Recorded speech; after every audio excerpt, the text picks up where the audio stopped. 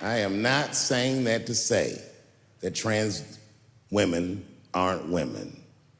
I am just saying that those pussies that they got, you know what I mean?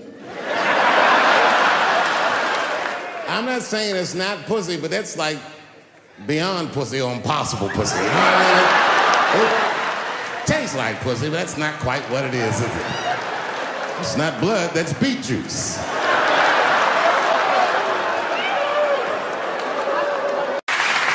But I can't say the word faggot.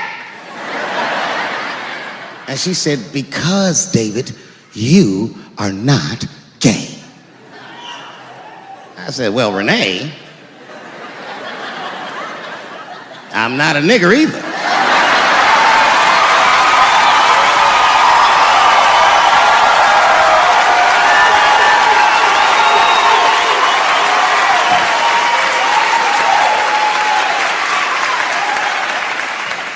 But you see, what I didn't realize at the time and what Kevin had to learn the hard way is we were breaking an unwritten and unspoken rule of show business. And if I say it, you'll know that I'm telling you the truth. The rule is that no matter what you do in your artistic expression, you are never, ever allowed to upset the alphabet people. You know who I mean. Those people that took 20% of the alphabet for themselves. I'd say the letters, but I don't want to conjure their anger. It's too late now. I'm talking about them L's and them B's and them G's and the T's. People be surprised. I have friends, all kinds of letters. Everybody loves me and I love everybody. I got friends who are L's, I got friends who are B's, and I got friends who are G's. But the T's hate my fucking guts.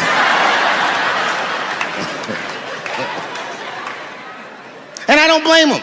It's not their fault, it's mine. I can't stop telling jokes about these niggas. I don't want to write these jokes, but I just can't stop.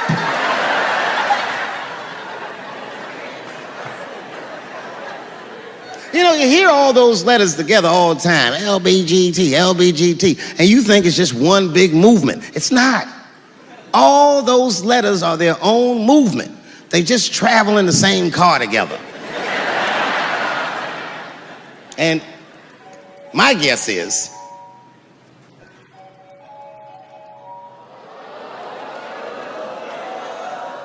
what is this, high school? This nigga probably got a babysitter or something. Go and answer your phone, nigga. Just get that shit out of here. I'm in the middle of something important. Wouldn't it be funny if we made fun of him? He's like, and he went outside like, hello? Mama's dead. Oh no! Mama's dead.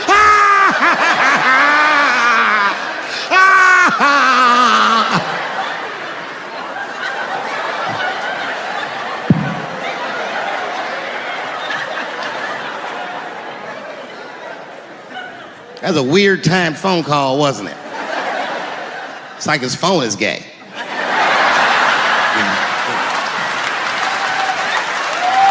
But motherfuckers are just taking it too far. I don't know why or how everybody got this goddamn sensitive. You know who hates me the most? The transgender community. Yo, yeah, these motherfuckers, I mean, I didn't realize how bad it was. These motherfuckers are really mad about that last Netflix special.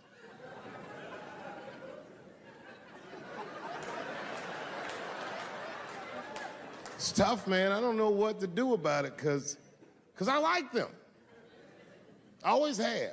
Never had a problem with them. You know, just fucking around. As a matter of fact, I think I make fun of everybody. And I mean, as a group of people, they have to admit,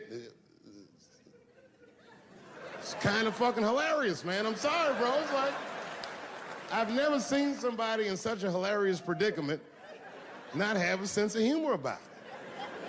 They're born feeling like there's something other than they're born as, and that's kind of funny, you know? I mean, it's funny if it's not happening to you. It's like that white black bitch that's in the news all the time. Rachel Dolezal. She's a white woman, but then she dressed up like a nigga and shot her way up to the very top of blackness.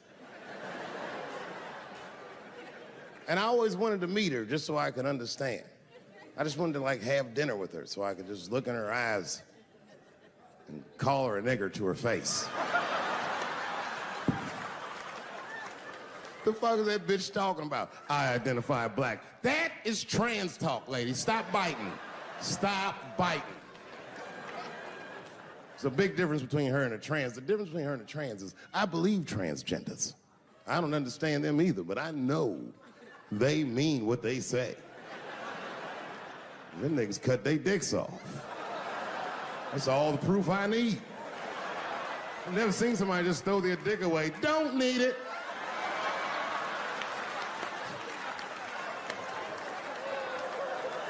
I don't understand, but I believe you and I support your decision, motherfucker. But how far is Rachel willing to go? What is Rachel willing to do so that we blacks can believe that she believes she's actually one of us? Bitch, are you willing to put a lien on your house? Invest in a mixtape that probably won't work out?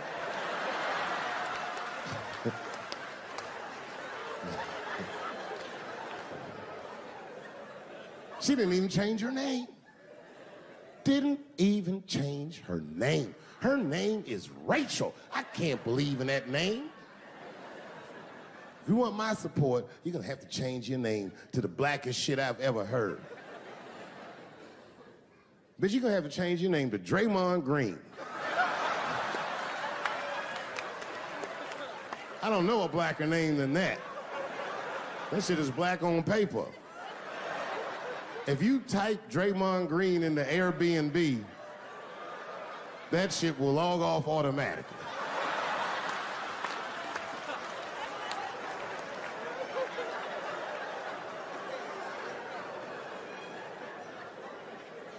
You know, people get mad, bro.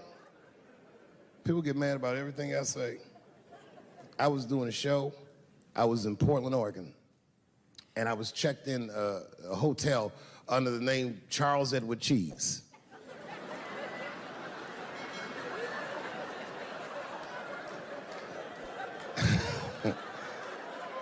I came back, and there was a note. It was like a letter on my desk. It was addressed to Mr. Cheese.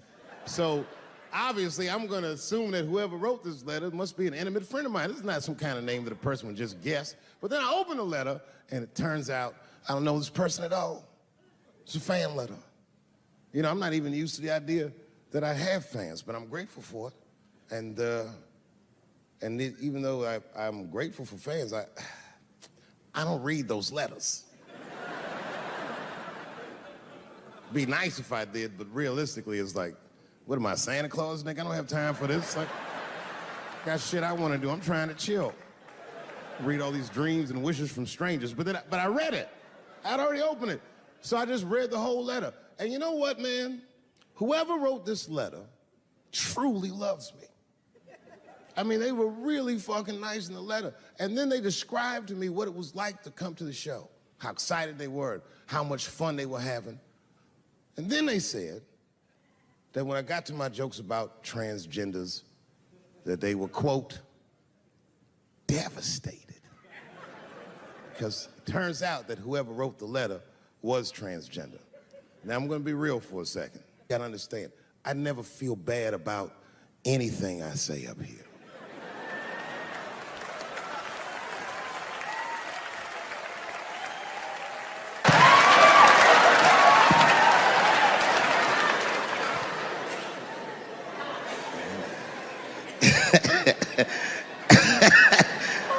Like I was saying,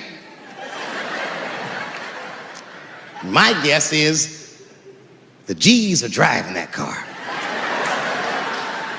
That makes sense to me, because there's white men in the G's. And these people are trying to get around discrimination and oppression. And you know how white dudes are. We know these roads. In fact, we built these roads. The rest of you buckle up, we'll get you to where you want to go. So the G's are just driving the car. Of course, next to the G's in the passenger seat is the L's. Everybody likes the L's, except for the G's. I don't know what that's about. I just know the G's don't like them that much. And the G's always say like little subliminal digs on them. It's unnecessary shit. It's not mean, but you know what I mean? They just be like, I wouldn't wear that. The only thing that breaks the tension between the L's and the G's are the B's in the back seat. That's right, there you go. Everybody scream out when you hear your letter.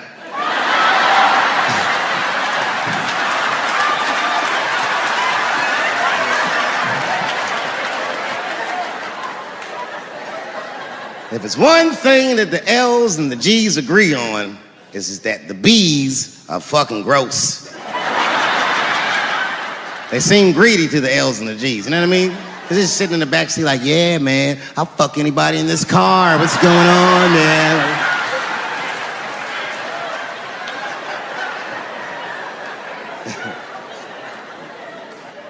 And sitting next to the B's, all the way in the backseat by themselves, looking out the window. That's the T's. Everybody in the car respects the T's, but everyone also resents the T's. It's not the T's' fault, but everyone in the car just feels like the T's are making the trip take longer.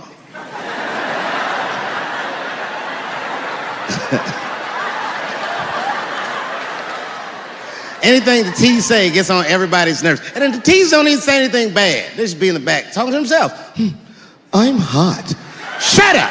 Shut the fuck up, okay? Just roll the window down, you bitch. I don't know what you... What? Just said I was hot. Could you pull over at the next exit? I need to use the restroom. There is not a restroom for you for 4 states, nigga. Will you just shut the fuck up so we can get where we're going?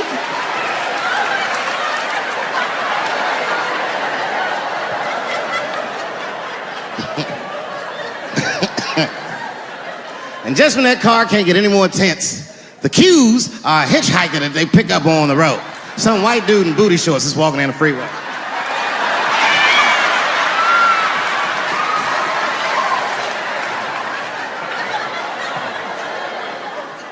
The G's see him.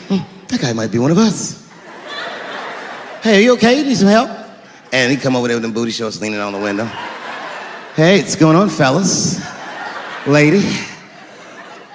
Whatever pronoun makes you feel comfortable in the back.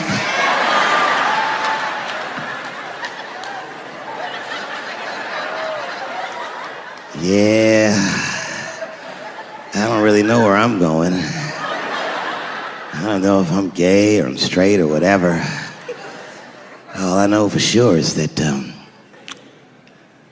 I really want to get in this car.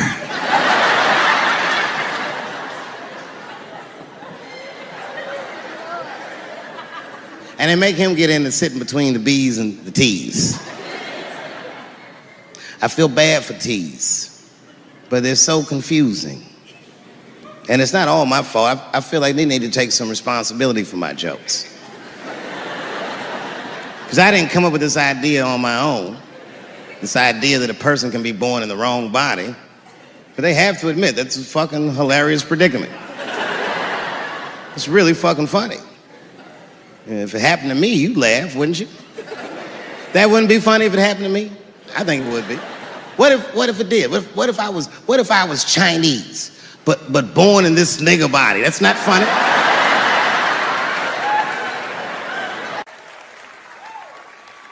And I would never admit this to you if I hadn't locked your phones up. But it was the weirdest thing. Like when I read this letter, this shit made me feel bad. I didn't feel bad about what I said, you understand? I felt bad that I made somebody else feel bad. To be honest, I don't even know what I said that upset that person.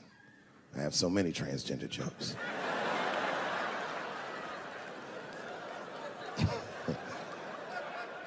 But I feel like it was probably this joke I'm about to tell you right now. And it's not even that bad of a joke. It's a true joke. I mean, it's not true, but I had read in the paper that Caitlyn Jenner was contemplating posing nude in an upcoming issue of Sports Illustrated. And I know it's not politically correct to say these things, so I just figured, fuck it, I'll say it for everybody else. Yuck. Oh, sometimes I just want to read some stats. I don't know why you're gonna cram some man pussy in the middle of the sports page like this. I just didn't think that was the place for it. But I wasn't saying anything like Caitlyn Jenner's a bad person. I'm not mad at her for doing it. Not even mad at Sports Illustrated. If I'm mad at somebody, I'm probably just mad at myself. You understand? Because deep down, I know that I am not strong enough to not look at those pictures.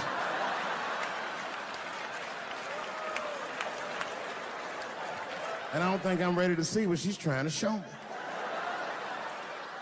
So Caitlyn, goddamn it, if you go through with this thing, bitch, you better go hard or go home. I want you to go all the way. Hustler style. Do you know what hustler style means, miss? That means spread the lips.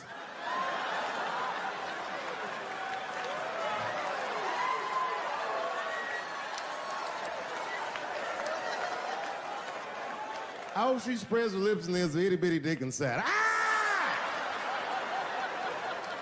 The show is behind the curtains.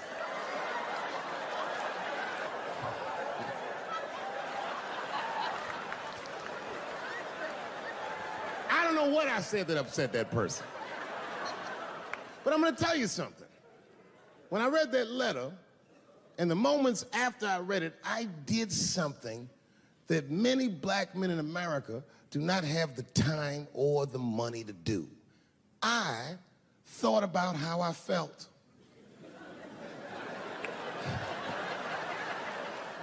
I asked myself a very basic question that I don't think I ever directly contemplated. I said, man, Dave, if you're writing all these jokes, do you have a problem with transgender people? And the answer is absolutely not. The fuck do you guys think I am? I don't understand all the choices that people make. But I do understand that life is hard and that those types of choices do not disqualify you from a life with dignity and happiness and safety in it.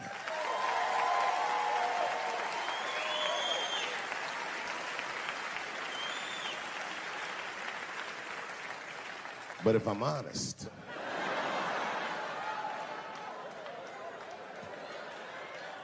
my problem has never been with transgender people.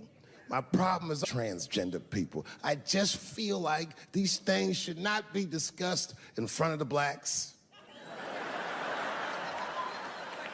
It's fucking insulting, all this talk about how these people feel inside. Since when has America given a fuck how any of us feel inside?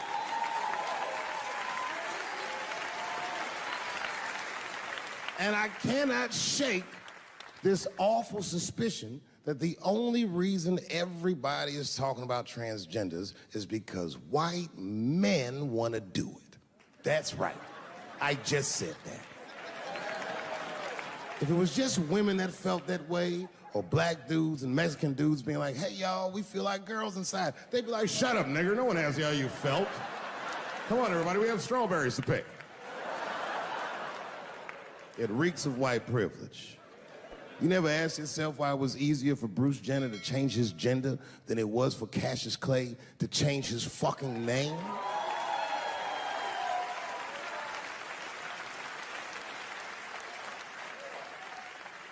And if I were to be brutally honest, the only reason I ever been mad at the transgender community is because I was at these niggas for 6 songs straight. Idea. And then the lights came up and I saw them knuckles. I said, oh no! And everybody was laughing at me. Hi, world star. I said, why didn't you say anything? And then I heard that sultry voice. I didn't say anything, Dave Chappelle, because I was having a wonderful time. And I wasn't sure how you'd feel about it. I said, you knew how I'd feel. And she said, I'm going home. I don't want any trouble from you. I said, home, it's only 2 songs left. I mean, we might as well finish the night. And we ended up having breakfast together. Oh, grow up, that doesn't make me gay. I just titty fucked her. His titties are as real as any titties in L.A. It's 2 o'clock in the morning. I was just borrowing a little friction from a stranger. Whoops. Although Dave Chappelle, the black American, he was a little jealous. I was like, how the fuck are transgender people beating black people in the discrimination Olympics? If the police shot half as many transgenders as they did niggas last year, it'd be a fucking war in LA. I know black dudes in Brooklyn, hard street motherfuckers, that wear high heels just to feel safe.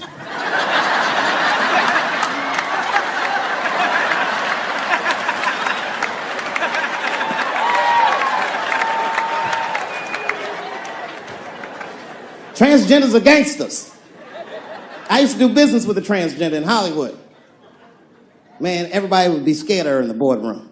She'd walk in there, newly minted woman, high heels, purse. Wouldn't say anything to us, just walk around the conference table looking mean as shit.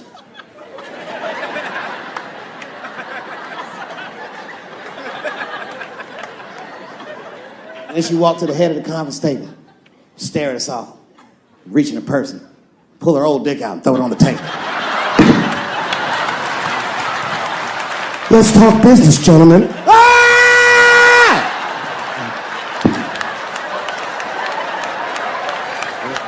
Shit is scary as fuck.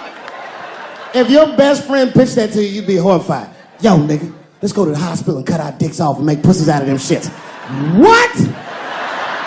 Can't we just get matching jackets or tattoos or something? Sure, that's what you want to do? There's only one way to find out, nigga. Wu-Tang, bow, bow.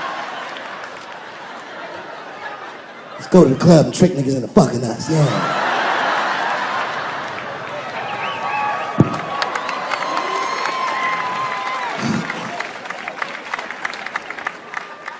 The third time I met O.J. Simpson.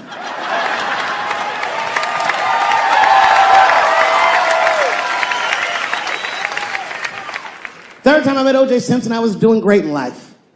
I just finished the 2nd season of Chappelle Show. Man, those were good days.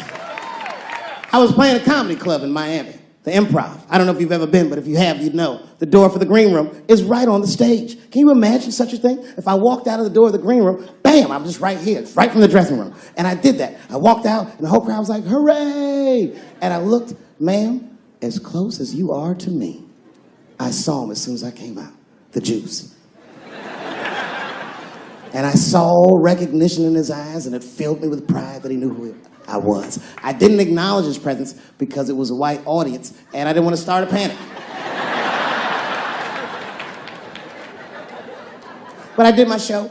Show went great. I said, good night, everyone. They all said, yay! And I didn't say nothing to OJ, but I just gave him a signal, let him know I knew he was there. And I walked into the green room, and OJ was already in there. I was like, how the fuck is this possible? I was scared. And then my friends came in, and we all started talking. We sat down on the couch, and I'm just telling you what I saw with my own eyes. You can believe me or not believe me. But in my experience, O.J. Simpson, one of the nicest men I'd ever met. He was nice to me. He was nice to my friends. The conversation was filled with warmth and levity, humor, and wisdom. We talked for 90 minutes, and then suddenly the Juice said, you know what? I've got to be going. But it's good to see you again, and I'm glad things went so well. I said, thanks, Juice. And my friend said, yeah, goodbye, Mr. Juice. They're new to the game. He said, no, thank you for your hospitality. Good night, guys. And we said, good night. And he just walked out of the room. And as soon as the door closed, we all looked at each other like, that nigga did that shit. I could feel like murder in the room.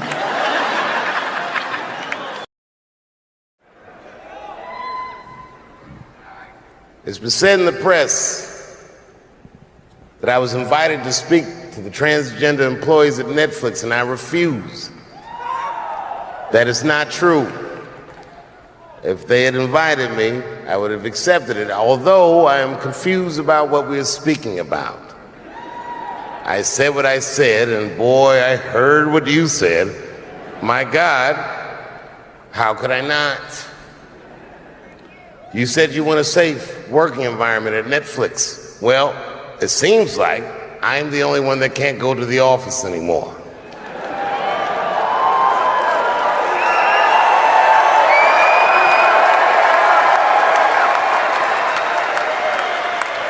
I want everyone in this audience to know that even though the media frames this, that it's me versus that community, that is not what it is. Do not blame the LGBTQ community for any of this shit. This has nothing to do with them. It's about corporate interests and what I can say and what I cannot say.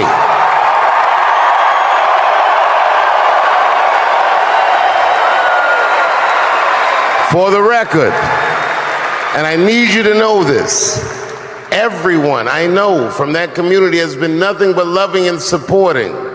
So I don't know what all this nonsense is about. In summer 2020, when the whole world shut down, I was outside doing shows. My neighbor had a cornfield and he let me throw shows there, and people came from all over the country. Some people came from around the world to see those shows. The best comedians on earth came to my home and broke bread with me. And we lived our lives. We found a way to keep moving forward. I made a whole documentary about it. The first night of those shows was a piece that some of you might have seen. It was called 846, and it dealt with the death, the murder of George Floyd.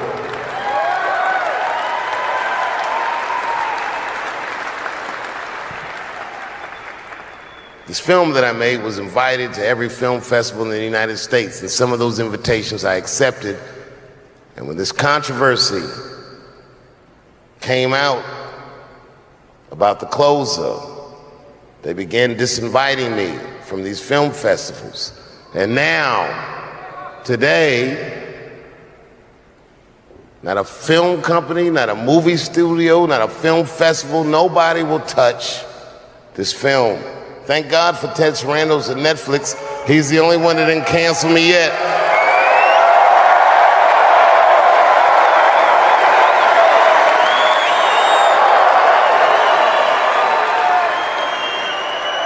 To the transgender community, I am more than willing to give you an audience, but you will not summon me. I am not bending to anybody's demands.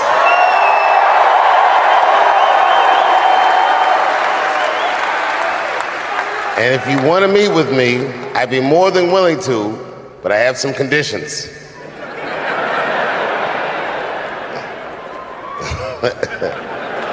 First of all, you cannot come if you have not watched my special from beginning to end.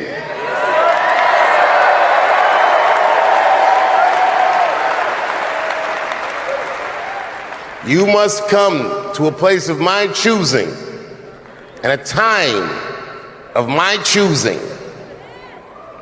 And thirdly, you must admit that Hannah Gadsby is not funny.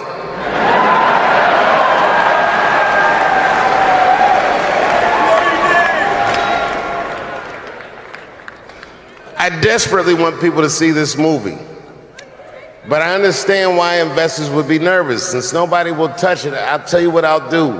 I will make it available for all of you in 10 American cities, going on sale in the next few days. You will be able to see this movie in its entirety, and you can see what they're trying to obstruct you from seeing.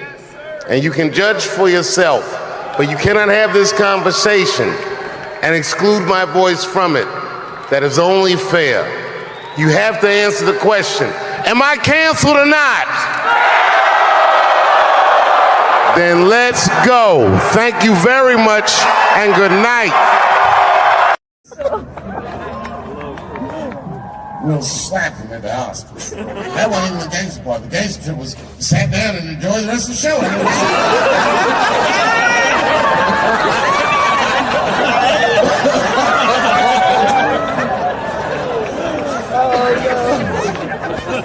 Wow!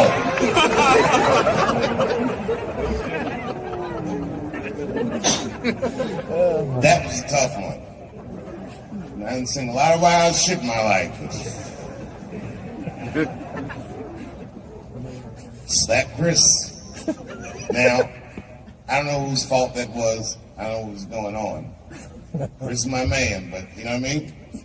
You don't have no easy delivery. I saw that shit. Can't wait to see it.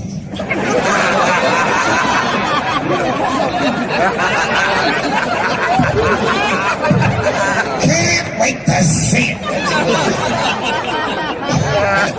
And he was laughing at first.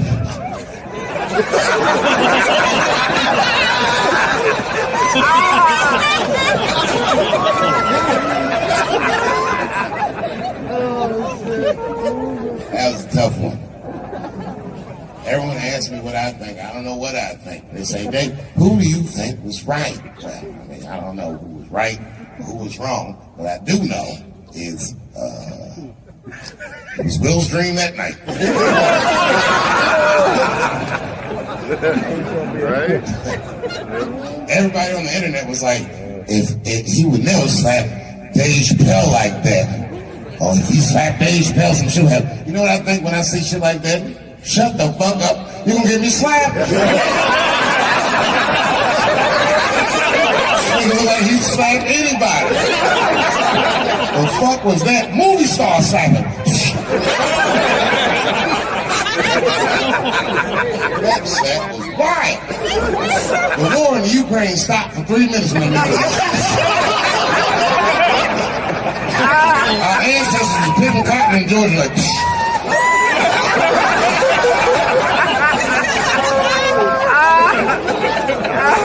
one slap.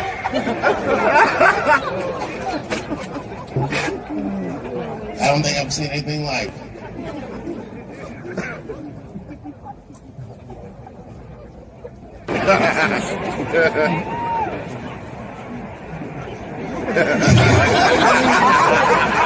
He had an abusive father. He survived that, found rap music, became the first rap artist to ever win a Grammy, and then seamlessly made the transition from rapping to acting with The Fresh Prince of Bel-Air. Bit of a break from the norm, just a little something to break the monotony of all those hardcore jams that got in the bit. What a fly fucking nigga this was. And then you just stop rapping. And one movie at a time became the biggest movie star this world has ever seen.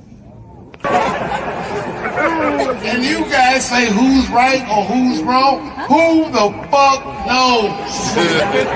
I can't judge Will Smith or Chris Rock because I see myself in both of those men. I am a lunatic. I am the man that has had enough and will slap the shit out of the next motherfucker that says something that upsets me.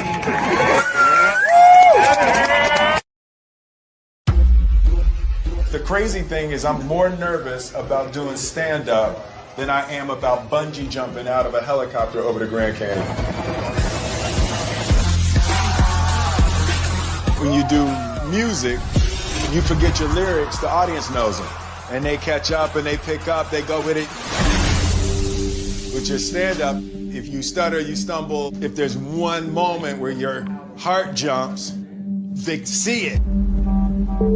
To be able to stand on a stage with a microphone, no music, no backup dancers, no special effects, no second chances, just you, the microphone, and the crowd, to me is the hardest thing in entertainment. This guy is actually his first time doing stand-up. I feel like he might have a future in it. Make some noise for what's his face.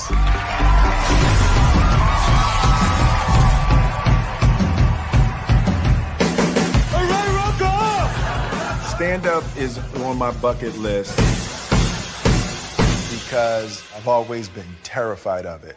I remember this one. It striped the match like this. Said, what's that? Richard Pryor running down the street. There's nothing in entertainment that is more terrifying to me than standing up in front of an audience with just a microphone, with the anticipation that you will make people laugh. Yet when you connect to people, there's nothing like that. So I'm headed over to see the master. That's the first step of anything, anytime you want to do something new. And there's only one master that I would ever want to learn from in terms of stand-up. That's going to be a segue, right? That'll be like a segue. All right, so shoot, see how this is how the anticipation builds. All right, so we got it over my shoulder, right? Yeah. Maybe drop into slow-mo, maybe some black and white, as we build the anticipation for meeting the master.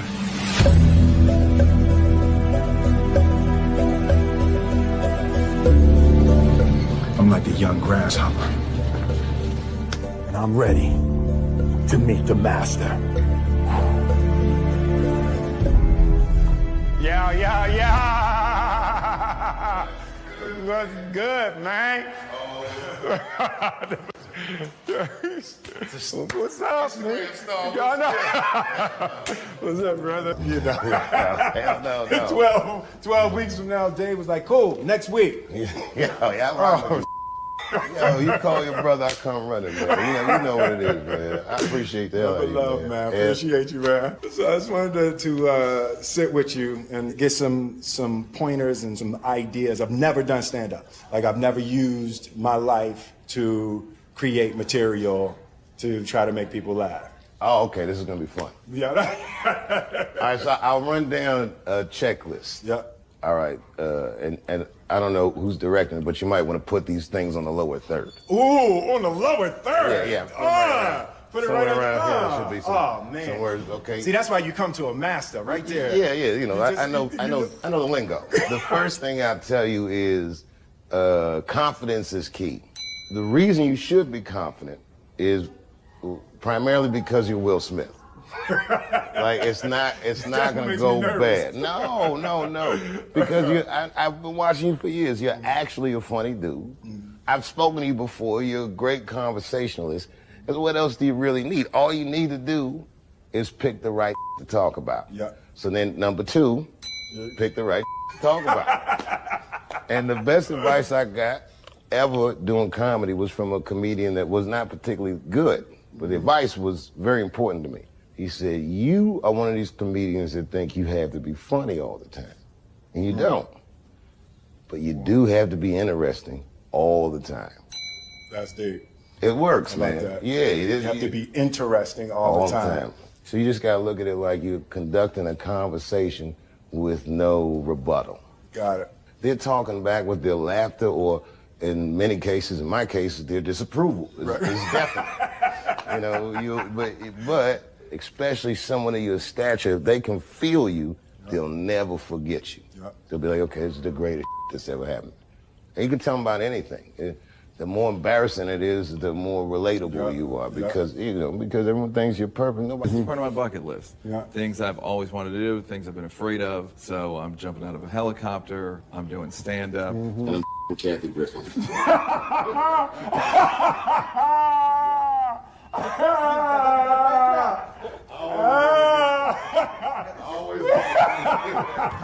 Yeah.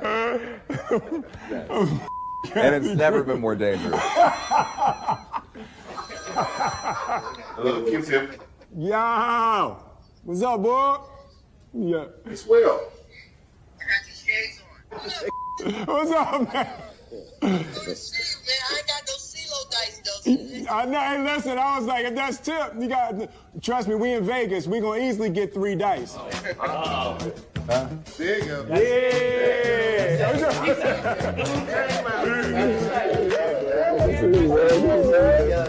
Not bad. Yeah. CeeLo King. Yeah. Them dice. Don't let the smoke Dice. king fool you. Listen, they just He'll do. take all your money. They just let the dice do. They do what I want them to do. They do what I want them to do. 1, 2.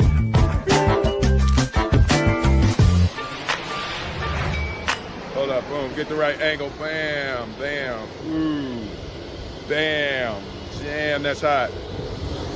So yeah, we just back from Vegas. So it was good, it was a good trip, I'm feeling very excited.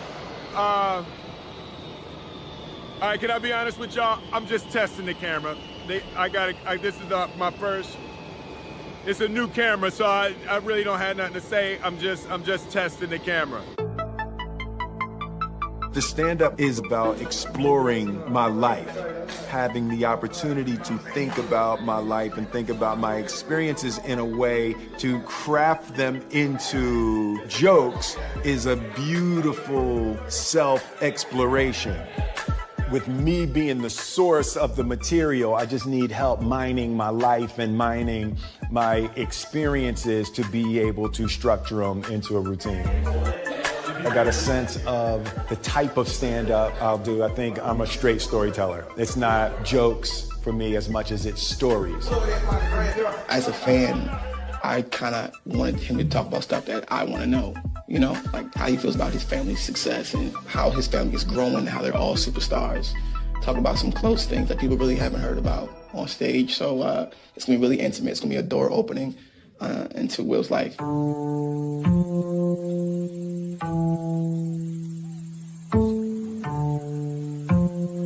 It's my morning walk. I usually take a morning walk out at the house. Jada turned the whole damn house into a set. See that? Look at all that. What the is that doing? What is she shooting on the roof? Y'all see that? That's my house.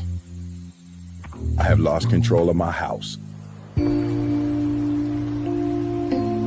Tell us the real reason, the deeper reason for you as to why you are doing this. You've known me for a really long time. You've known me for more than half of my life. Absolutely. You know how much fear I function under. Absolutely.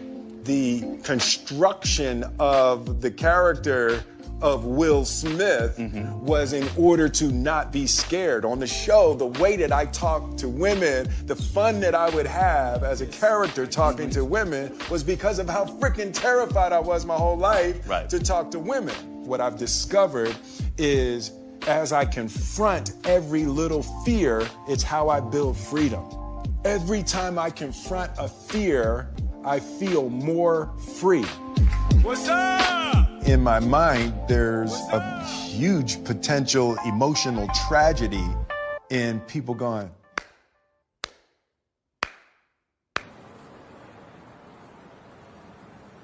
I'm getting nervous. Are you? We're getting close. Yeah, I'm actually getting nervous.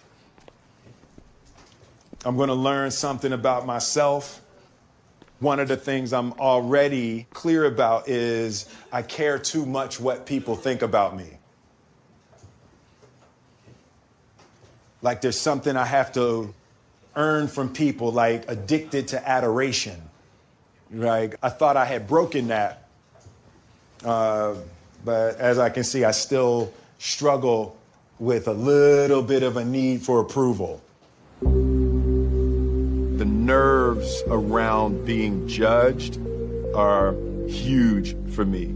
It's been a big part of the difficulty in experiencing the joy that I want to experience in this life.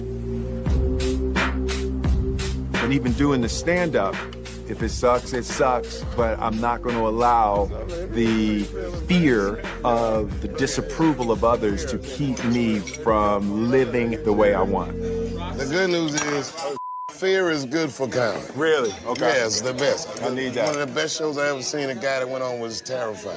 Love it. All right. Yeah, no, Good. that's good. So I'm lined up for that. Yeah. I'm definitely lined up for that. The other thing is you gotta remember, you're a big star. Yep. If you look anybody directly in the eyes, they might look away. Wow.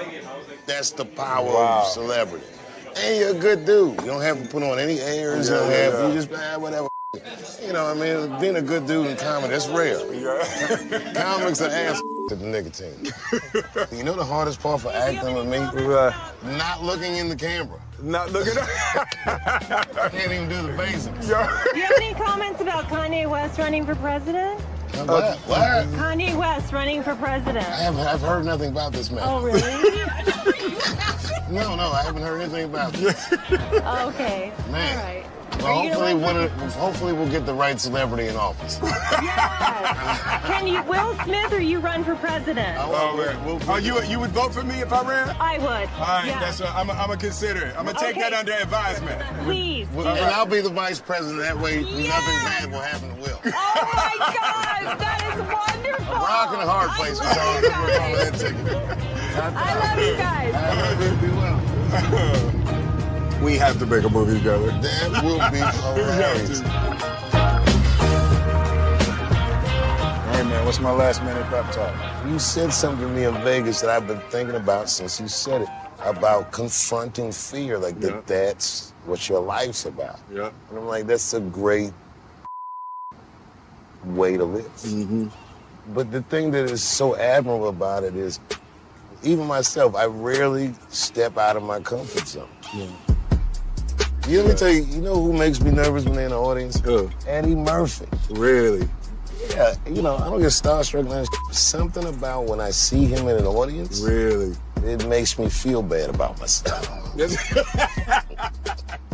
I know he's better than me. Yeah.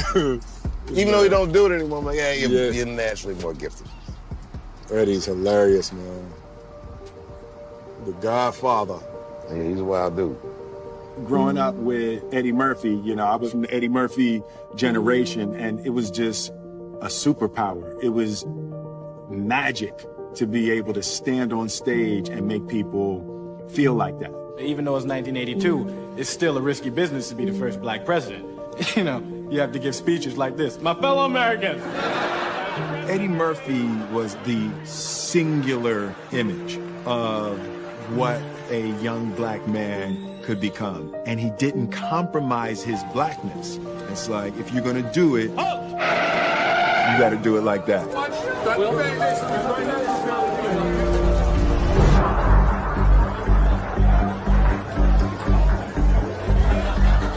Feel that energy? Feels good in here, doesn't it? Well, don't forget, herpes is in the room. I've definitely used fear to overcome my internal and personal weaknesses. How can I use the negative emotion that I'm experiencing and direct it toward positive outcomes? I'm gonna bring another guy up to the stage. This guy is actually his first time doing stand-up, but I don't know, something about his guy. I feel like he might have a future in it. And every once in a while, as the host, you gotta go with your gut. So please give this next gentleman a warm round of applause.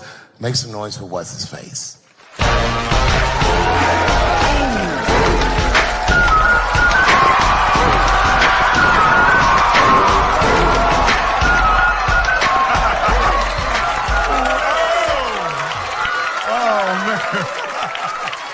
I know y'all like, what the hell is Will doing up there? Let me explain. It's my 50th birthday next week. Yep. And I've decided I'm going to do every damn thing I've ever wanted to do in my life. I'm going to meet everybody I want to meet and go everywhere I want to go. So this is one of the first things on my bucket list, to do stand-up. Next week, I'm bungee jumping out of a helicopter over the Grand Canyon on my actual birthday. Third episode, I'm gonna have sex with Kathy Griffin.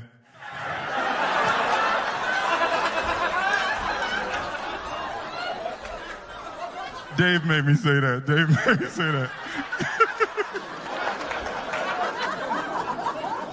It's really a new time in my life. My kids all grown, my family, they all doing their thing. And I've kind of lost control of my house. Like Jada, she's shooting her show, the Red Table Talks. Have y'all seen that? Red Table Talk. Oh, yeah, you saw it, yeah. No, you can enjoy it because she not telling all your business. Yeah, Jada giving it up on Red Table Talk, boy. Sorry, babe. Because my wife, Jada's here. She's right here. I wasn't expecting Jada to be here. I wasn't expecting to have to say it in front of you. Will, you think of the script. I'm not.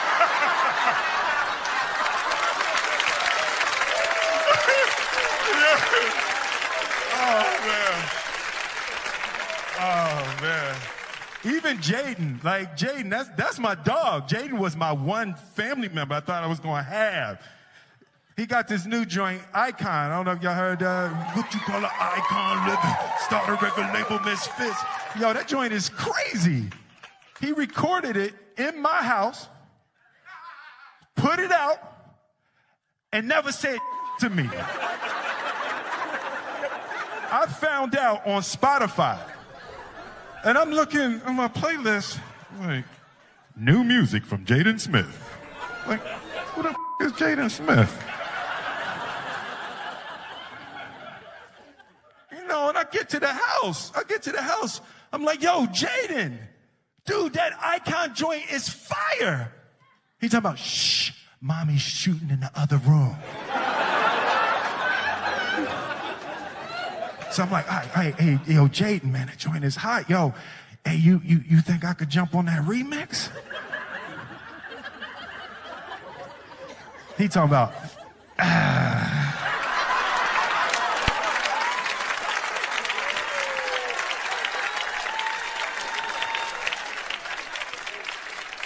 was like, he just looked at me like I'm the second best rapper in my house. So I waited for him to go to sleep.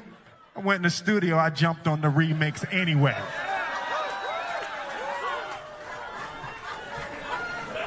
Boy, you know why you was an icon living? You was born from an icon living.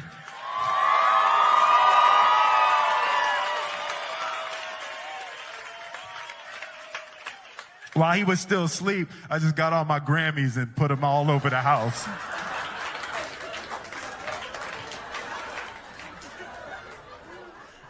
Came down for breakfast in the morning. I'm drinking my coffee out my summertime Grammy.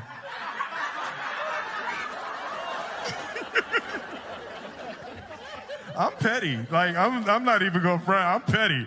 I come from a long line of petty Smiths. My father was petty. I remember when Independence Day came out, and it was like, it had broke all the records and all of that, and global, biggest movie, everything. And my phone rings at 3 o'clock in the morning. He like, hey. I'm like, yo, Dad, what's up? Hey, man, you see these numbers? I was like, it's 3 o'clock in the morning, Dad. I ain't see that. Hey, remember I told you there ain't no such thing as luck. Remember I told you that? I'm like, yeah, Dad, man, I remember. Remember I told you there ain't no such thing as luck, only what you make. Remember I told you that? Dad, I remember. It's 3 o'clock in the morning. Remember I told you there ain't no such thing as luck. Luck is when opportunity meets preparation. Remember I told you that? I'm like, yeah, Dad. Or he said, that's bull. You the luckiest mother I ever met in my life. I'm Will Smith. Thank you very much.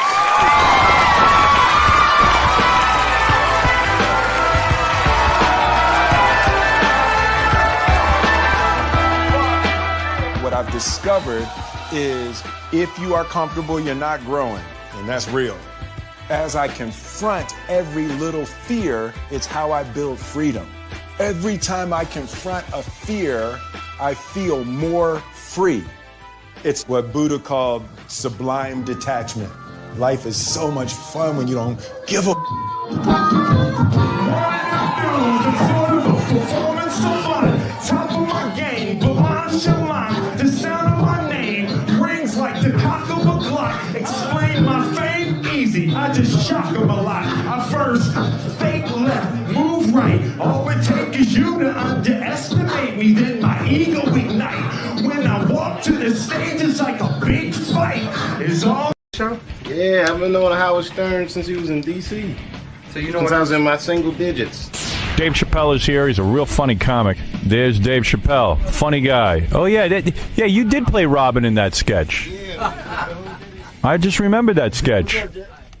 I seen you in Montreal, man. But one time in his life, he had to play the part of a woman. Yeah. Only for my buddy, though. Hey, Dave, you were the guy in Nutty Professor, the first one.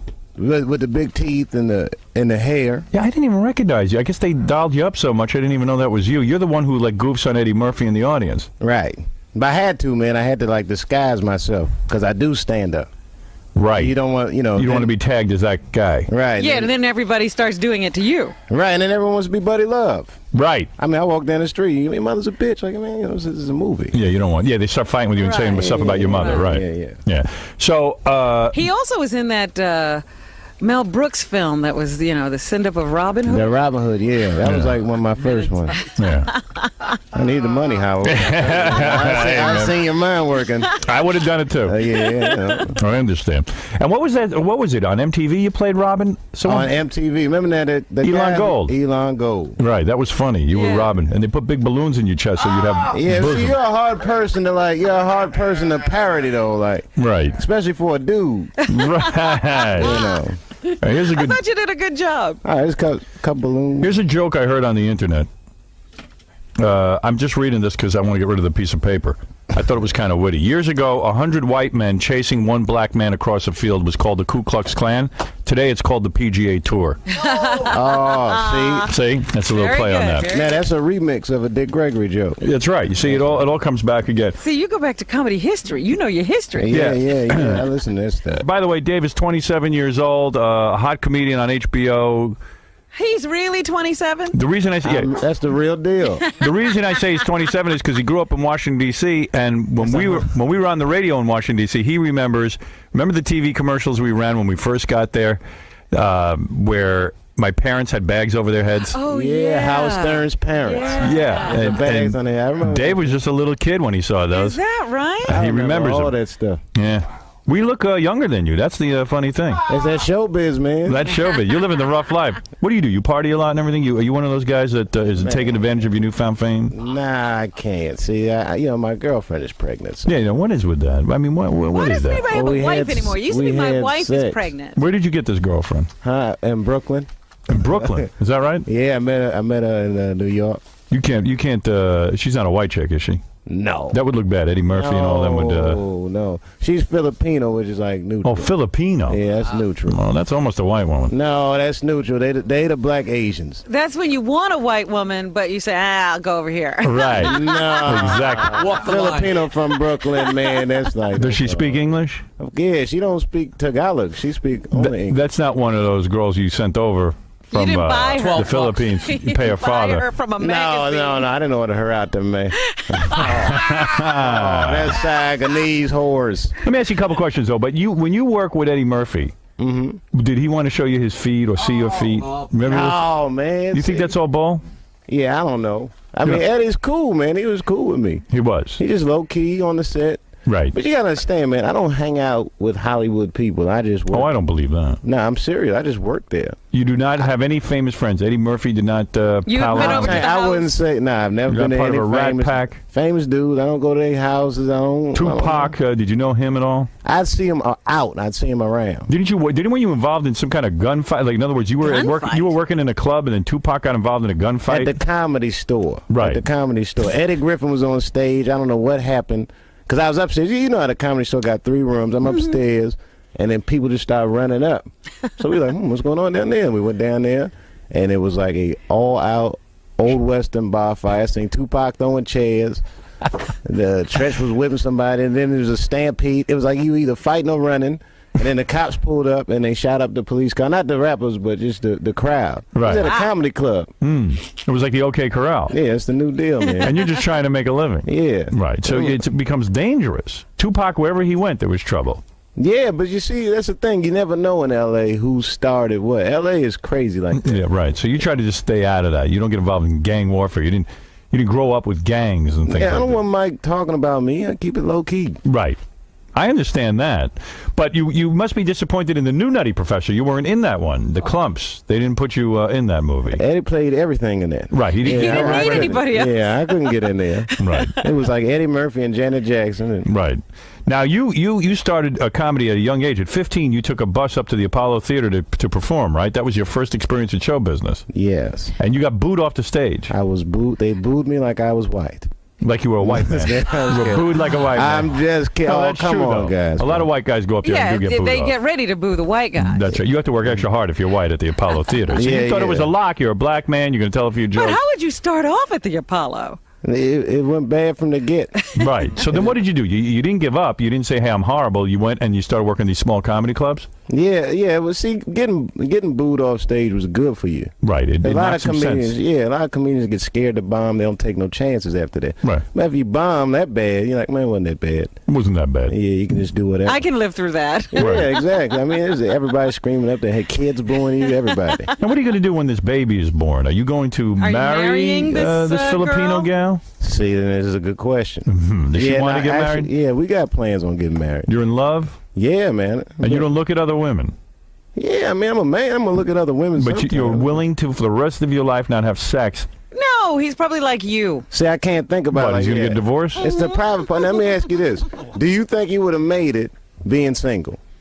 Now, think about this for real. Do you think you would have made it being a single man? Well, gee, I would like to think that I had some talent and that perhaps I would have made it. But talent, you like to think talent that. and focus are two different things. I hear what you're saying. I don't think I would have. I don't think I would have been as focused. You're right. In fact, Chris Rock credits his marriage with his superstardom. That's not what he told me. No. Right here on this stage, I don't care what he said in public. He said the reason he wasn't very funny on Saturday Night Live was because he was busy. Yeah, well, he's had time to rethink that whole stance. Yeah, going out kills it, man. Going out, it does. Well, I got to tell you though, even though I'm single now, every night during the week I live like a monk. That's not true. I'm focused. I don't go out. That's not true. I do not go out there. Well, you're single with married man habits. You're single with married man habits. Yes, I am. And you know, Mike, you know what's out there. Right. I know. I know what's going on. The booty's a booby trap now. It is.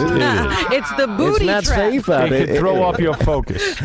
And also, you could get a lot of different things. So you're saying that you would just stay focused and get married to this Filipino girl. Yes. And that's going to be your life. That's going to be my ticket. You got to think of these women like frequent flyer miles. Right. You know what I mean? Now, if you're doing nice things for this girl, nice things for that girl, it never adds up. You got to get all your miles on one airline. You know what I mean? That's one way to think of it. I never looked at it that way. Yeah, the other girl, there's nothing to it, man. Now, you had a chance at superstardom. Fox gave you a television deal. You developed a sitcom for them. And you walked away from the whole thing because they wanted to change one of the characters to a white person. Yeah, not one. There was a woman I was living with in the show. Oh, they would give you a white woman to live with. Now who wants to see me? Even the Jewish lady in Mississippi don't want to see me live with no white woman. That's a sure turn on television. Yeah. You knew that was a bad idea. In other words, they were going to make it an interracial show, make it all about interracial marriage or something? Nah, because it wasn't like I was married to the girl on the show. You were roommates? Were you? Yeah, it was a thing like, a guy comes to the city and you got to live with her. Was she hot, the woman? She was cool. Yeah. Who was the white woman? The white woman never got a chance. I quit. Who was the black she woman? was never cast. It was Tracy Villar. Was she a Playboy Playmate? Nah, she's active. Was she fine? Yeah, she's cute. Nice ass. Yeah. Yeah. All right. So, and then when they wanted to replace her with a white woman, you stood up to them and said, "No way." Yeah, I couldn't do it. That was it. Yeah, because what's going to happen is just by bringing it up. If I do it, I don't get the show I want. If I don't do it. But wouldn't you have been embarrassed if your friend saw you on a TV show with a white woman? It would not. I could never go to a barbershop again. Oh, that's what I mean. Yeah, you can't live with a white woman. Right, and you're working hard. I mean, you hardly vacation, right? You don't even vacation. Well, I went on one vacation this year. It took me a while to figure out where I wanted to go. I wanted to go someplace different. I was going to go to Cuba at first. Cuba? Well, I met this girl, man. I asked her what is it like in Cuba, and she's like, "Oh, the people in my country are so poor. I know women who have sex with men just for chocolate." So it seemed like a good place to go. I booked tickets for the day after Halloween. I'm going to Cuba with a bag. By the way, the Philippines is a lot like that too. Oh, that's what they say. Yeah, that's why you got that. But woman. she's from Brooklyn. And you guys live in Brooklyn now? Nah, I'm living in Ohio. You live in Ohio? Well, that's a commute. I got a farm. I got a 65-acre farm. You are kidding me. I'm staying away from Mike, man. What is that about? What is it about? I got 30 acres of cropland. I open my window and this white dude's raking everywhere. I can't get enough. You like that? Yeah, it's quiet out there, man. You know. I mean, I'm always in New York, L.A., and then I'm always traveling on the road. I get like 3-4 days a week. And you live out on this farm? Yeah, I just chill out, man. Watch cable, listen to radio. Someone told me you study a lot, like you're a scholar or something. You study history. Yeah, from television. Right. I saw a thing about Hitler on something. Oh, you watch the History Channel. Oh, the History Channel. You don't study history. That's nothing. You're just watching the History Channel. I get the Cliff Notes, man. Every channel, everything. The All Hitler channel. Well, everything in the history. The only thing in history is Hitler. That's the only interesting thing. That was a bad dude to walk the earth. What did you think of him? Hitler? Well, yeah. He killed 6 million Jewish people. I think it's safe to say he did not like Jews. Right. You could say that. I think it's a fair assumption that he didn't like blacks, although we didn't really make his speeches. That's right. Yeah, but he never put black people in concentration camps. No, he didn't. So maybe he's all right for you. Nah, I doubt that. Do you think he could? I don't think he would have liked black people. No, the black people would have went straight to the ovens. Yeah. You know, all you gotta do is put a DJ in the camp and hand out flyers. You don't. Something's going on at the camp. You don't need concentration to know the black people would have been marched right in. Yeah. You wouldn't even have to concentrate. But, so I think Hitler would have been... The only thing good you could say about Hitler is he really could get people to march. I mean, some of those marches were unbelievable. And he made a nice uniform. He was crazy, man. He had syphilis. Did he really? That's what they say. They say that syphilis was eating Hitler's brains up. Oh, is that an excuse? Oh, he was okay until the syphilis got to him. He was a painter. He was a painter until he got syphilis. That guy's insane. It was the syphilis. In a way, you're smart to live out in Ohio because, in the black community, there's a lot of trouble with the police and things like this. And out in Ohio, you probably never have to call 911. Yeah, I wouldn't call them. I mean, black people don't call police, man. They don't? I would say that's a white thing. You can get shot and you'll call a friend before you call the 911. Really? Yeah, man. See, it's different than like white people call the police for anything. Hello, police. My neighbor's music is too loud. All this stuff. Right. I never call the police. Never. They tape the phone calls. Yeah. Yeah. I don't want something bad to happen to me. And they play my 911 tape on the news. I say anything. Right. If I'm scared. Right. I don't have to explain myself to my buddies. Yeah, you sound like a real pussy. Yeah. Right. You gonna cry and crying. Look at what's a figure skater's husband. And she beat up her husband, and he called Tanya Harding? Help, she's beating me. You know how much trouble man got beat and to make a telephone call like that? Right. Well, anyway, so here you are. You're living in Ohio. You got the HBO special. Looks like your career is focused. Yeah, maybe it's smart you're getting married. You took the Filipino girl to Ohio. She likes it. Yeah. Oh, yeah, those Filipinos love Ohio. Love a farm. Yeah, that's why they come to this country, so they can live in Ohio. And you're going to have the kids soon, and then you're gonna be... Do you know if it's a girl or a boy? Oh, yeah, I do. I'm not supposed to say. Is that right? I'm not supposed to talk about it. Are you going to be one of those parents that lets your kids watch anything on TV, go on the internet and all that? Or? Hell no. I mean, listen, man, I used to watch a lot of TV growing up, but it's detrimental. You ever watch like a cartoon you used to watch as an adult? Yes. Like the Pepe Le Pew? Yeah. He's a funny guy, right? Right, I always liked Pepe Le Pew. And then you watch him as an adult, and you're like, good God, what kind of rapist is this guy? He's a rapist. Take it easy, Pepe. Put the booty down. You don't like it. He actually sexually harassed all the other skunks. Every skunk. Every skunk. So you're going to let the kids watch whatever they want? No. No. You would not. I ain't gonna keep. I'll watch TV in the other room. Mm-hmm. And this is a dream now for you because you grew up in Washington D.C. That's a poor neighborhood, right? Yeah, but see, I didn't grow up in like the hood. Quote. Right. You know what I mean? I went to the ghetto a few times. One time I went with a white friend of mine. You wanted to see the ghetto? Yeah, we was buying some weed, but right. Field trip. Yeah, he was scared of it. Oh my God, Dave, is this area cool? I mean, I'm scared too. It's a ghetto. What do you want from me? I see the same thing you see. It's because I'm black doesn't mean I'm comfortable here. It's dangerous. Not every black man is comfortable in the ghetto. Nah, I don't think any black. Yeah, I don't think the people that live in the ghetto are comfortable there. You got any sense? That's some circumstances. So white people just would assume you could be the tour guide through the ghetto and they'd be safe. Yeah, you ain't gonna see on Clarence Thomas in the hood. Like, right. I'm completely accepted here. Right, exactly. Well, Dave, I look forward to your HBO comedy special. I think you're funny as hell. Man, thanks Good for having me, you. guys. Good to see you again, Jack. And good luck with that foreign chick. I hope things work out. She's from Brooklyn. Yeah, that's about as foreign as it gets. So how did everything go in there, Dave? It was cool, man. It wasn't that painful? Nah, I've done radio before, but never like this, man. I didn't know what to expect, but it was real cool. All right, Dave, thanks for coming down. You guys, thanks for having me. Good luck with the HBO special. Hey, thanks. Everybody watch my special if you get a chance. All right. Me and my family. What's the name of your special? It's called Killing Them Softly, which speaks of the cadence of it. You know, if a comic does good, he says, I killed him. So I'm killing them softly. Sure. We talked about Blue Streak. I love that dude. He played a role in your life, I believe. How do you feel about him as a person, as an artist? Martin Lawrence is the guy that showed everybody you can make it from D.C. to Hollywood.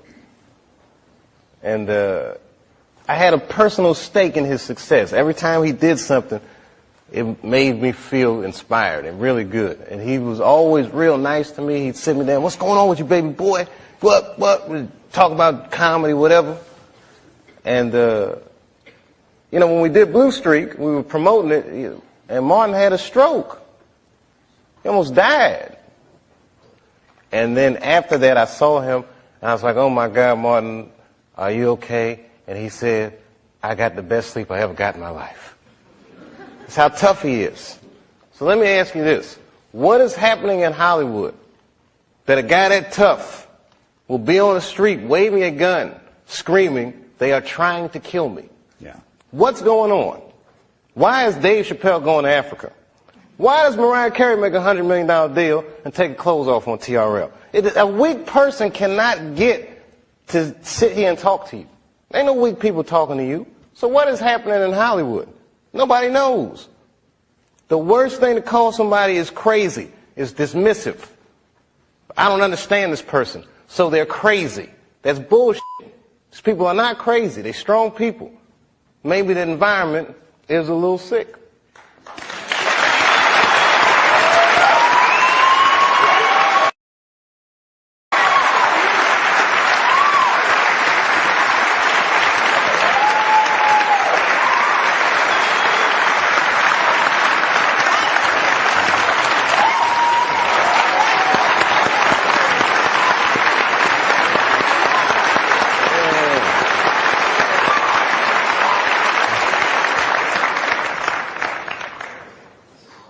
Oh, I'm dropping dimes tonight.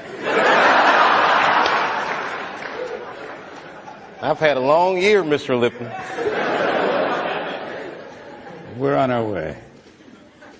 What did you mean, Dave, when you described your father's death in 1998 as the beginning of a terrible decline? I was 23 when I was doing Half Baked. I was getting ready to turn 24. And I was going through all the things that a dude goes through when it goes from one level to the next. I was starring in a movie that I wrote. So things start getting crazy around you. Yeah. And my 24th birthday was coming on August the 24th, and I said, this is going to be a big one. And the morning that I turned 24, phone rang, and my sister was like, Dad had a stroke. For the next year, I watched my father teeter on life and death. And it was just all this stuff, man. Like Dad was dying, the Half Baked didn't come out the way I wanted it to come out. I was real upset about that. Because it was a real cool script, and then I saw it, I was like, hey man, you made a weed movie for kids. And it wasn't for kids, a script, you know. It was all these things, so much pressure. Africa. Then I was in Ohio. I get a call on my cell phone from Hollywood. I'm like, hello, Hollywood. They're like, hello, Dave. They're like, that pilot you did for Fox, looks like they want to pick it up. We need you to come out because they want to meet with you. And I was like, well, listen, I can't really come out right now. Got a real bad situation at home. Can we talk about this on the phone? No, they would rather meet with you in person. But you know, like the whore that they turn us into. I jumped on that plane and left my father's bedside, which I regret to this day. And I went out and I sat with these people in this room. And if you can imagine a large circle of people, and I was 12 o'clock, the black dude. Yeah, Dave, we really liked the show, but the pilot episode was about me getting booed off stage at the Apollo. They go, but what are we going to do about it? I mean, there's not really any white people in it. I said, well, it's about the Apollo. It's not really white. Well, we were thinking about the girl on the show. We didn't think she was that funny, not that good looking. I think we should recast her. Maybe, and they started using terms like universal appeal. Basically saying they want me to recast the girl with a white woman. I said, yeah, I don't think I can do this, and I quit. On the cover of Variety, Chappelle pulls the race card. The race card.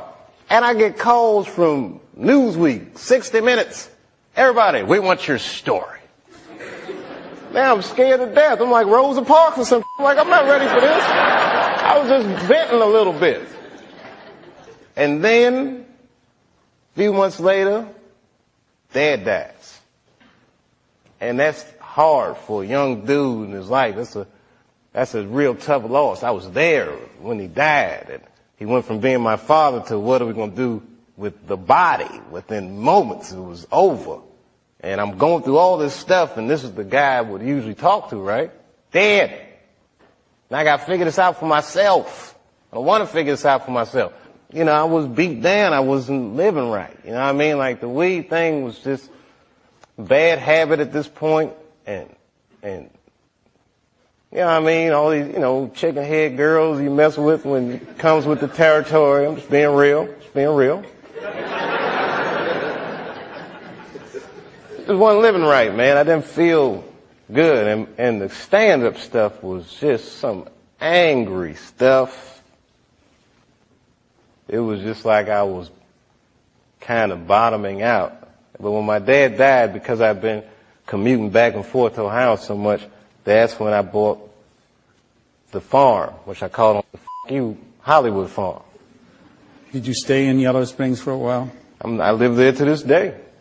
I live there to this day. I'm raising my kids there. Look, man, at that point in your life, it's something so real in contrast to what Hollywood is, a very powerful illusion. And when your dad died, it kind of just broke the spell. Like, oh, this is bullshit. Look, I've been spending so much time doing this. What about my family? What about my friends? Wait, whatever happened to my friends? Damn, I don't even have any friends. Ugh. So I bounced, man. New Year's Eve, 1999, I moved into that farm, and that was it. As far as I was concerned, I was done with show business. Martin and you, that when you play white dudes, I can talk like that.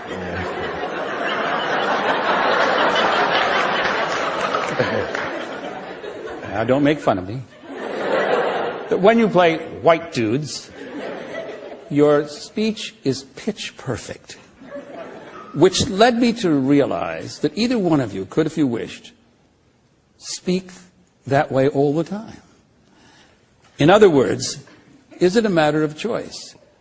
Every black American is bilingual. All of them. We speak street vernacular and we speak job interview. There's a certain way I gotta speak to have access. If I'm sitting across the table from a studio exec, sometimes they'll do it to me. Say, my man, what's happening? I'm like, hold up, no. And I gotta throw out them big words. I gotta let them know that my parents are probably smarter than your parents. Yeah. And much better educated. They're much better educated than your parents, but they may not have had the access that your parents have. But this is show business. I can climb that socioeconomic ladder just off the merit of my skills. I can talk that shit. It's a God-given gift. So, you know, yeah, I speak in street vernacular because when I'm talking to an audience of people, I feel comfortable. It's like an extension. Really, crowds are like my friends. It's the most consistent part of my life since I was 14. But in certain situations, you know, I gotta. I understand. I gotta use that job interview. Well, I don't like that deal. Can you see a time in your life ever when you won't be doing stand-up? This past year, I did the least stand-up I've done since I started. 'Cause I was freaked out, man, with the fame thing and being called crazy and drug addict and all these things. Scared me. You know, being treated that way. Like I'm not a person anymore. You say this shit about me in front of my children, and you know, who the f*** do these people think they are? And they don't know what happened. You know, I have not spoken about what would make a person walk off the set of a successful show and go to Africa. But again, people don't understand it, so they call me crazy, and I don't like that. What should they understand, Dave? What should they understand? Well, I did 2 seasons, and it was very easy. Not very easy, but I didn't go to Africa. And then suddenly, when I'm getting paid what they said was $50 million, I can't do it anymore. Thank you very much for being here. But before I start tonight, I just wanted to read a brief statement that I prepared. I denounce anti-Semitism in all its forms. And I stand with my friends in the Jewish community. And that, Kanye, is how you buy yourself some time.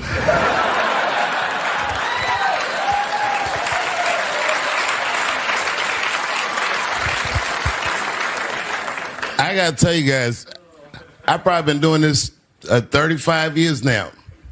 And early in my career, I learned that there are 2 words in the English language that you should never say together in sequence. And those words are the and juice. I've never heard someone do good after they said that.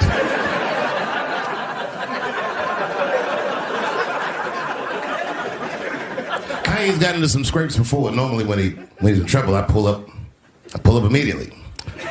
But this time I was like, you know what? Let me see what's gonna happen first. I just want to see where this is all going. I can't even remember how it started. Vaguely, I remember it started with a tweet, strange tweet.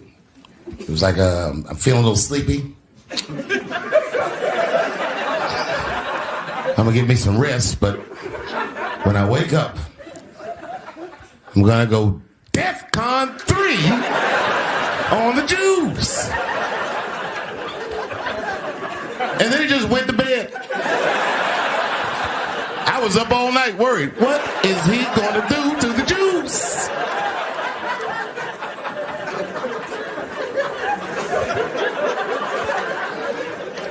I grew up around Jewish people. I have a lot of Jewish friends. So I'm not freaked out by your culture. I know a little bit about it just from hanging around. I'll be like, yo, let's go out after school tomorrow. They'll be like, we can't go out. It's Shana Na tomorrow. I'll be like, where? What is Shana Na? I had so many questions. Why do some of your people dress like Run DMC?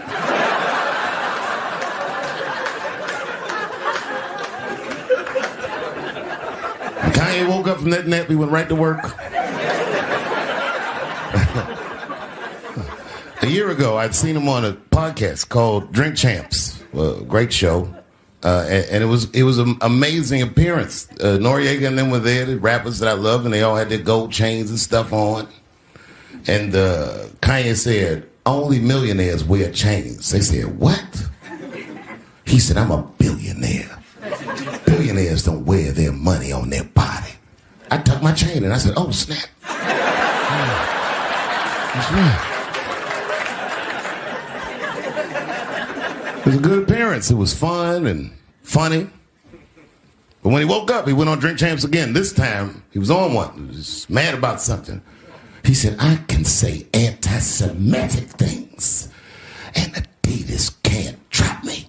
Now what? Adidas dropped that nigga immediately.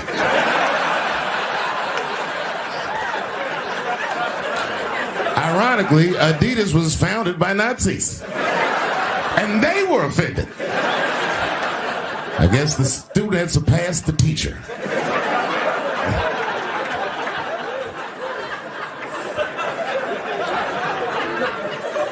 It's a big deal.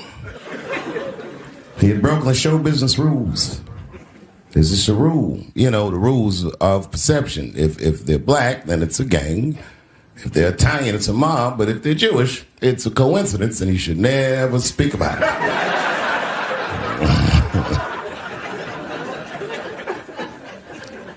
Kanye got in so much trouble, Kyrie got in trouble.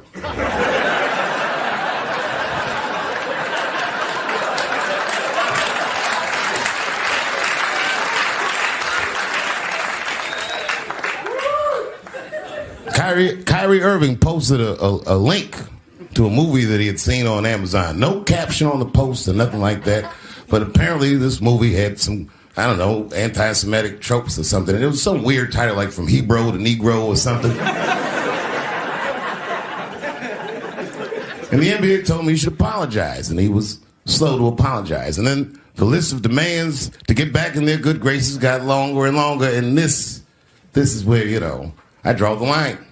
I know the Jewish people have been through terrible things all over the world, but you can't blame that on black Americans. You just can't. You know what I mean? Thanks to the one person that said that. A fair punishment would be he should just post a link to Schindler's List and y'all write your own captions.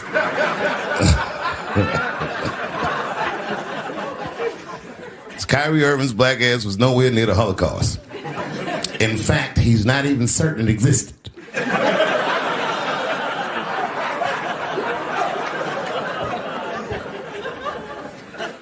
I saw one news pundit screaming about Kanye. She said, mental health is no excuse for that type of language. Yes, it is, bitch. You can kill somebody if you're mentally ill. Listen, okay, I don't think Kanye is crazy at all. I think he's possibly not well.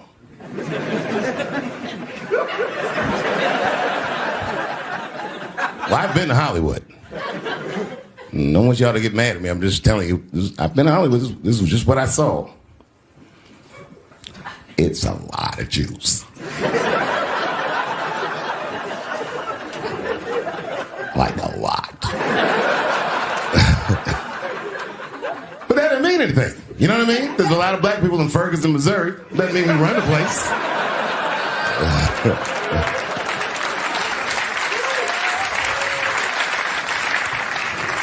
I could see if you had some kind of issue. You know what I mean? You might go out to Hollywood and your mind might start connecting some kind of lines, and you could maybe adopt the delusion that the Jews run show business. It's not a crazy thing to think. But it's a crazy thing to say out loud in a climate like this.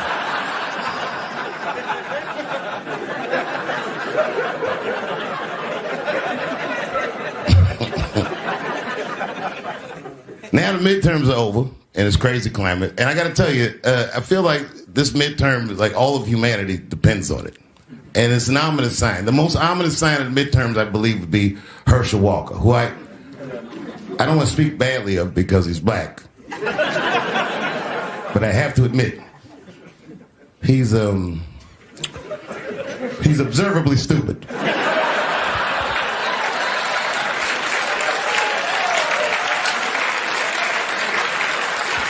Even when he's not talking, his mouth be open a little bit like.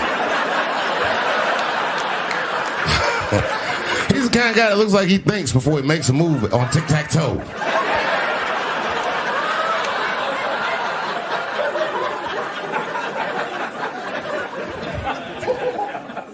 And I'm watching the news now, they're declaring the end of the Trump era. Now, okay, I can see how in New York you might believe this is the end of his era. I'm just being honest with you. I live in Ohio amongst the poor whites. A lot of you don't understand why Trump was so popular, but I get it because I hear it every day. He's very loved. And the reason he's loved is because people in Ohio have never seen somebody like him. He's what I call an honest liar. Well, I'm not joking right now. He's an honest liar. That first debate, I'd never seen anything like it. I've never seen a white male billionaire screaming at the top of his lungs, "This whole system is rigged," he said. And across the stage was a white woman, Hillary Clinton and Barack Obama, sitting over there looking at him like, "No, it's not." I said, "Now, wait a minute, bro. It's what he said."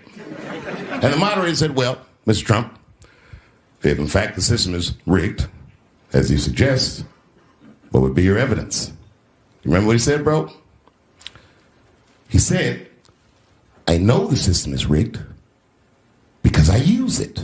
I said, "God damn."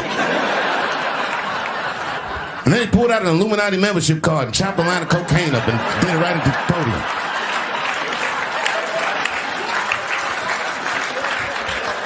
No one had ever heard someone say something that true. And then Hillary Clinton tried to punch him in the taxes. She said, "This man doesn't pay his taxes." He shot right back. "That makes me smart."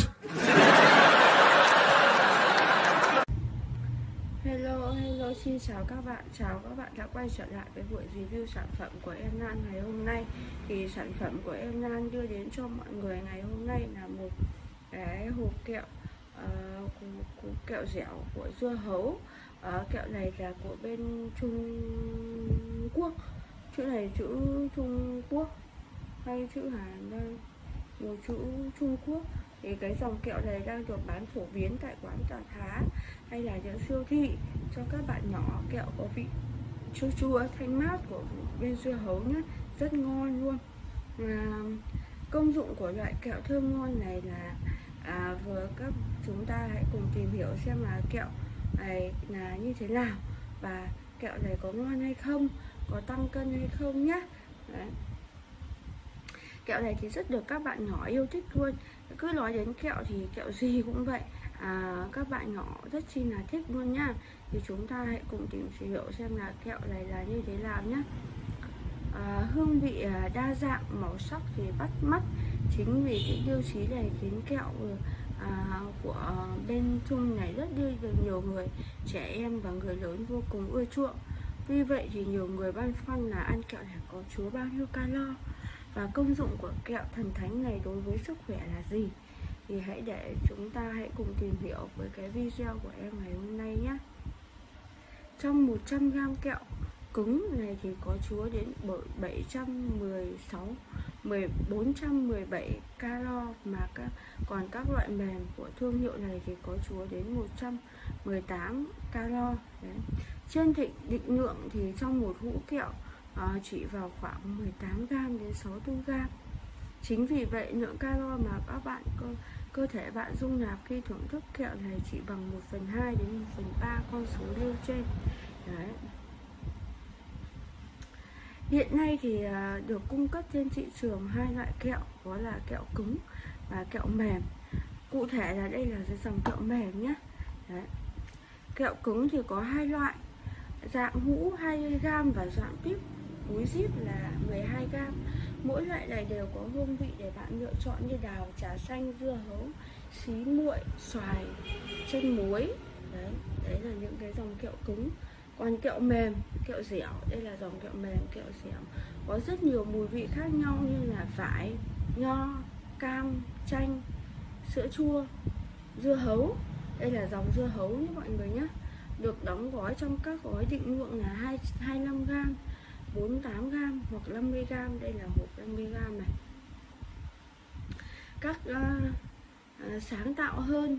Còn kẹo này thì còn cung cấp ra thị trường các sản phẩm kẹo mềm cuộn, dai, ngọt, kẹo dẻo tạo hình robot, kẹo kim cương, xếp hình vui mắt.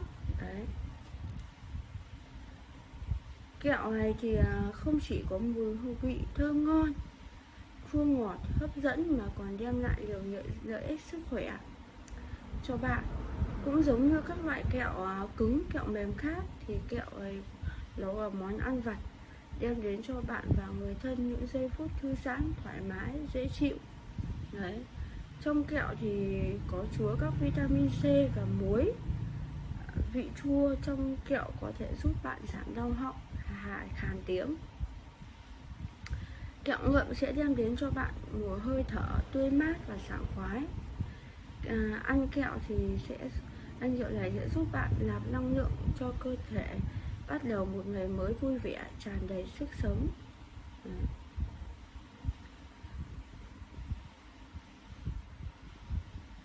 Bạn bảo quản kẹo ở nơi khô ráo, thoáng mát.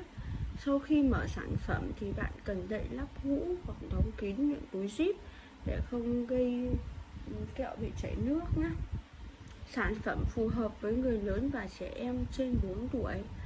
Khi trẻ ăn kẹo cần có sự giám sát của người lớn để phòng các trường hợp bị hóc kẹo. Vì trong kẹo có hàm lượng đường và calo tương đối lớn, trẻ không nên ăn quá nhiều kẹo. Thì đấy là một số cái thông tin về kẹo dưa hấu của chúng ta.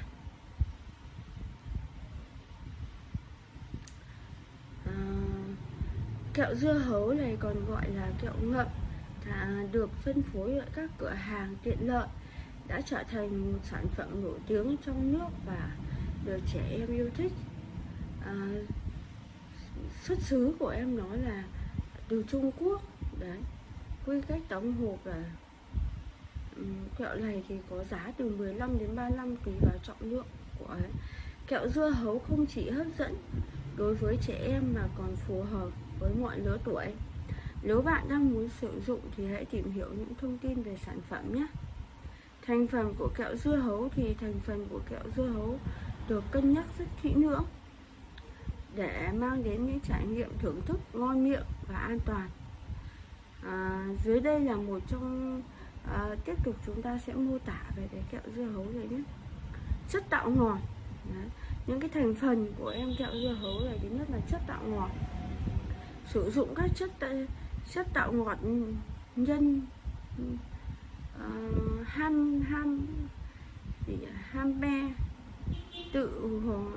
hampe hoặc tự nhiên để cung cấp độ ngọt cho kẹo mà không tăng lượng đường hóa học. Hương thơm và hương vị từ dưa hấu thật. Chất làm cho kẹo có lên mùi thơm và hương vị tự nhiên từ dưa hấu, giúp tăng cường trải nghiệm hương vị tự nhiên của sản phẩm.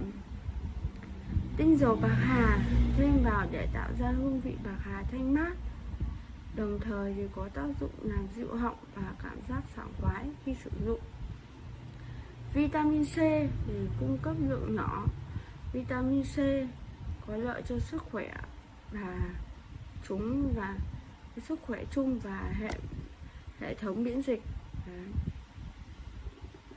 Phẩm màu, sử dụng các phẩm màu an toàn và được phê duyệt để tạo ra màu sắc bắt mắt cho kẹo mà không gây hại cho sức khỏe. Sản phẩm được sản xuất tại Trung Quốc với tiêu chuẩn vệ sinh an toàn thực phẩm cao, đảm bảo đối với người tiêu dùng có thể thưởng thức kẹo một cách an toàn và yên tâm. Không về chất lượng, thành phẩm này không chỉ giúp kẹo thơm ngon mà còn mang lại những lợi ích dinh dưỡng và cảm giác sảng khoái sau khi sử dụng. Đặc điểm là mùi kẹo dưa hấu, mùi vị kẹo dưa hấu là đầu tiên phải nói đến là mùi thơm của dưa hấu. Thành phần là dưa hấu thật nên chúng có mùi thơm rất dễ chịu. Tiếp đến là vị ngọt của dưa hấu được kết hợp với vị bạc hà mát lạnh. Cùng đó là sản phẩm được bổ sung thêm vitamin C. Chúng cho cảm giác ngọt nhẹ, ngọt thanh, mùi thơm dễ chịu, lạnh ở trong cuống họng khi sử dụng. Công dụng của kẹo dưa hấu kẹo dưa hấu này thì kẹo dưa hấu không chỉ là một đặc sản ngon miệng mà còn mang lại nhiều công dụng hữu ích. Nhờ tính chất là mát, ngạnh và hương vị dễ chịu thì cái kẹo dưa hấu có thể giúp loại bỏ mùi hôi miệng và tạo cảm giác sảng khoái trong hơi thở. Khi cảm thấy căng thẳng hoặc buồn miệng, ngậm một viên kẹo dưa hấu có thể mang lại cái cảm giác dễ chịu và thoải mái ngay lập tức, để giảm đi cái sự khó chịu trong người. Mùi thơm của dưa hấu và bạc hà cũng có thể tác dụng làm dịu tâm lý và giảm căng thẳng, giảm stress. Trên thị trường hiện nay thì đang tiêu thụ 2 thương hiệu kẹo dưa hấu của Trung Quốc hoặc là của Thái Lan. Cụ thể, kẹo áo dưa hấu có thương hiệu Play Monster và kẹo dưa hấu có thương hiệu Play Candy. Đấy là 2 thương hiệu. Hai thương hiệu này khác nhau, chúng ta lên tìm hiểu nhé. Về giống nhau thì hầu hết 2 thương hiệu này đều có hình thức thiết kế và mùi vị, giá tiền của kẹo y chang nhau. Không hề có bất cứ sự khác biệt nào. Chúng chỉ khác nhau ở tên thương hiệu, và điều này khiến người mua không biết liệu là sản phẩm nào sẽ tốt hơn. Thì trên thực tế thì thương hiệu nào cũng có một cái điểm tốt, một cái điểm người. Bạn có thể nhập cả 2 loại kẹo về để hưởng thụ, xem loại kẹo nào giá thành rẻ hơn về bán. Đấy. Thì đây là một trong những cái điều em vừa nói về kẹo dưa hấu này nhé. Bye bye mọi người.